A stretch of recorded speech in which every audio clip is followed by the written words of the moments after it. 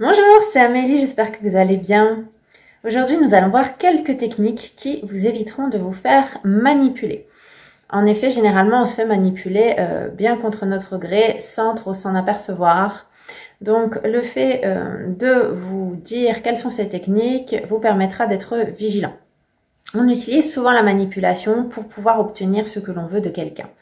Et dès lors, ce ne sont pas du tout des relations saines parce que on va utiliser parfois des techniques où on va vous rendre responsable de certains actes, vous faire culpabiliser. Bref, on va tout faire pour que vous soyez mal.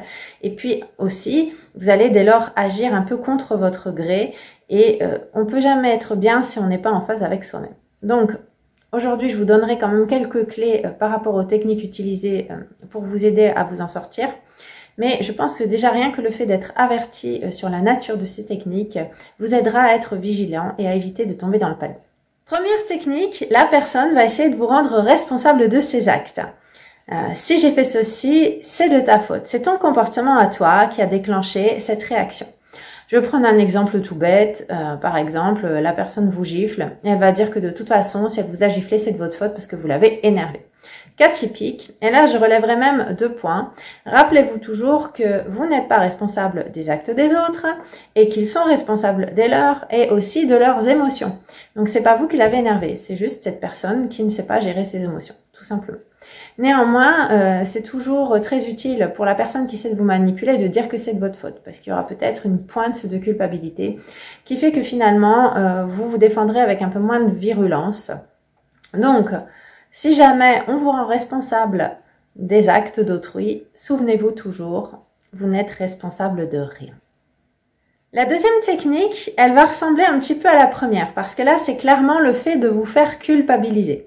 Mais il y a une petite variante, parce que dans l'exemple, par exemple, on va prendre quelqu'un qui souhaiterait de l'aide, et puis vous ne pouvez pas lui apporter.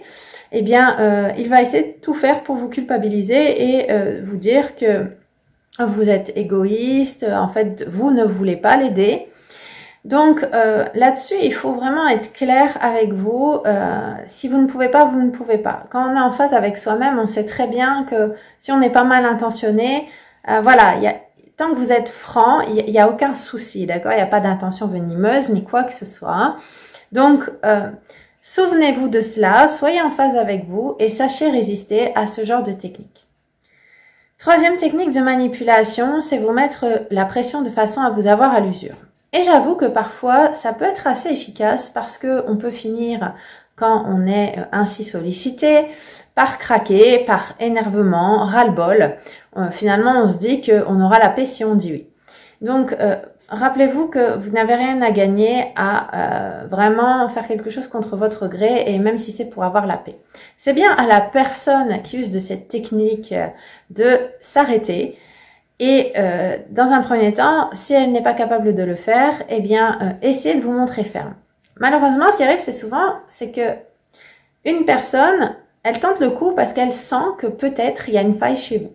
Ou alors, elle vous trouve gentil, sympa, alors des fois, elle a tendance à confondre entre la gentillesse et le fait de se laisser marcher un petit peu sur les pieds.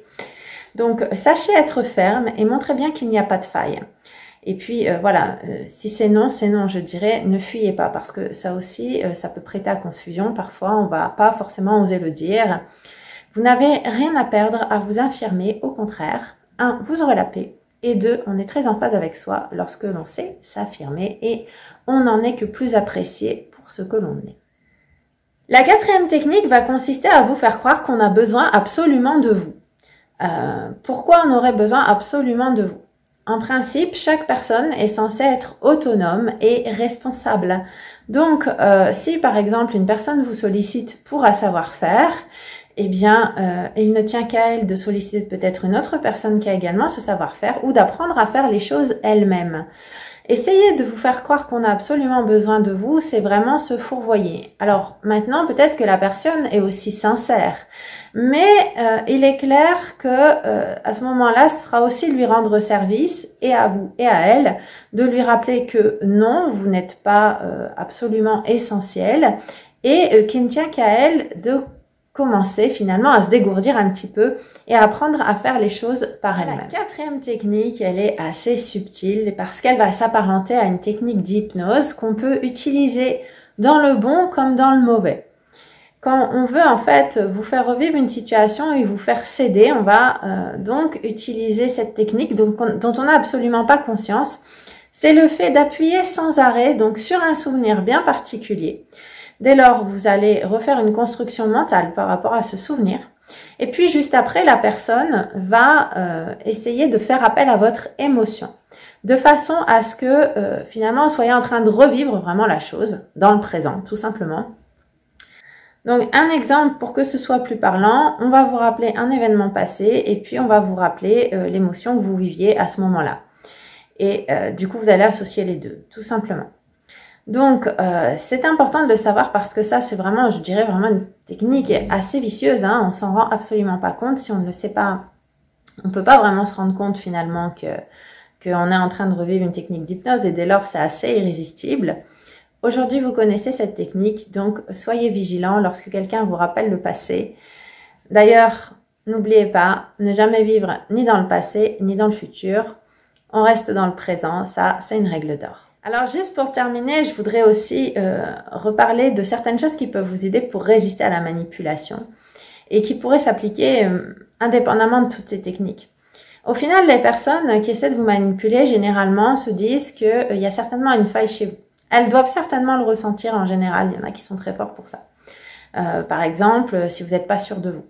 Ça, c'est vraiment une catastrophe. Donc il faut absolument, absolument, absolument apprendre à avoir confiance en vous, même s'il y a beaucoup de formatages dans la société qui nous ont appris à pas avoir confiance.